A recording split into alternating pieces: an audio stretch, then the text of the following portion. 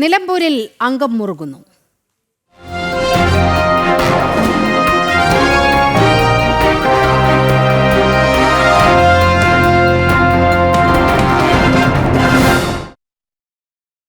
തെരഞ്ഞെടുപ്പിൽ മത്സരിക്കുന്നതിന് ജനങ്ങളോട് പണം ആവശ്യപ്പെട്ട് പി.വി. അൻവർ.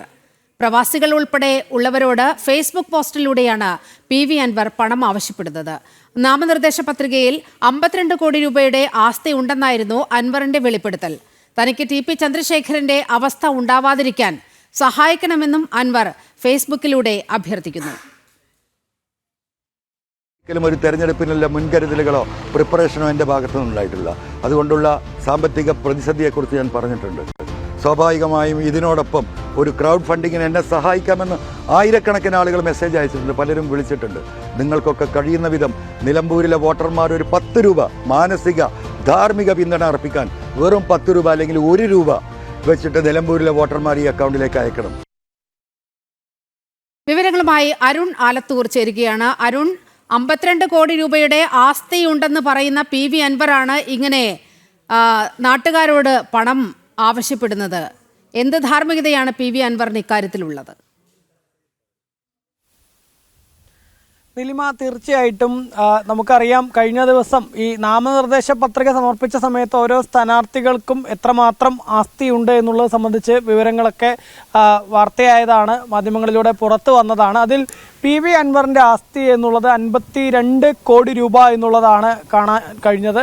52 കോടി രൂപ എന്നുള്ളത് ഇത്തവണത്തെ നാമനിർദ്ദേശ പത്രികയിലാണ്. അതിന് മുൻപത്തെ നാമനിർദ്ദേശ പത്രികകളൊക്കെ എടുത്ത് പരിശോധിക്കുമ്പോൾ അതിൽ ഈ കോടികളുടെ അളവ് അത് ഇതിലും കൂടുതൽ ഉണ്ടായിരുന്നു എന്നുള്ളതാണ്. ഏതായാലും ഇപ്പോൾ ഏറ്റവും പുതുതായിട്ട് പറഞ്ഞിട്ടുള്ളത് 52 കോടി രൂപയുടെ ആസ്തി ഉണ്ട് എന്നുള്ളതാണ്.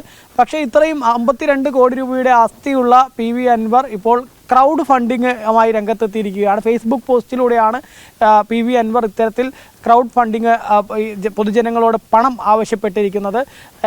ഈ നിലമ്പൂർ മണ്ഡലത്തിലെ പ്രവാസികളും അതുപോലെ തന്നെ സാധാരണക്കാരായ ആളുകൾ, ഓട്ടോറിക്ഷ തൊഴിലാളികൾ തുടങ്ങിയ എല്ലാവരോടും അൻവർ പണം ആവശ്യപ്പെടുകയാണ്. തെരഞ്ഞെടുപ്പ് പ്രചാരണത്തിന് വേണ്ടി 10 രൂപ മുതൽ 1 രൂപയായാലും തൻ്റെ അക്കൗണ്ടിലേക്ക് ഇടണം എന്ന് പറഞ്ഞുകൊണ്ട് അക്കൗണ്ട് നമ്പർ സഹിതമാണ് പി.വി. അൻവർ ഫേസ്ബുക്ക് പോസ്റ്റ് ഇട്ടിരിക്കുന്നത്. ഏതായാലും നേരത്തെ പറഞ്ഞ പോലെ ഈ കോടികളുടെ ആസ്തിയുള്ള ഒരു സ്ഥാനാർത്ഥി പൊതുജനങ്ങളിൽ നിന്ന് പണം സ്വീകരിക്കുന്നു എന്നുള്ളത് തന്നെയാണ്. അതിൽ തന്നെ എടുത്തു പറയേണ്ടത്, അൻവർ നമുക്കറിയാം ഈ അൻവർ സ്ഥാനാർത്ഥിയാവുമോ എന്നൊക്കെ നേരത്തെ ചോദ്യങ്ങൾ ഉന്നയിച്ച സമയത്ത് അല്ലെങ്കിൽ ചോദ്യങ്ങൾ ഉയർന്ന സമയത്ത് അൻവർ പറഞ്ഞിരുന്നത് തനിക്ക് സാമ്പത്തികമായിട്ട് വലിയ ബുദ്ധിമുട്ടാണ്, തൻ്റെ കയ്യിൽ പണമൊന്നുമില്ല, അതുകൊണ്ട് തനിക്ക് സ്ഥാനാർത്ഥിയാവുന്നില്ല, മത്സരിക്കുന്നില്ല എന്നൊക്കെയായിരുന്നു പറഞ്ഞത്.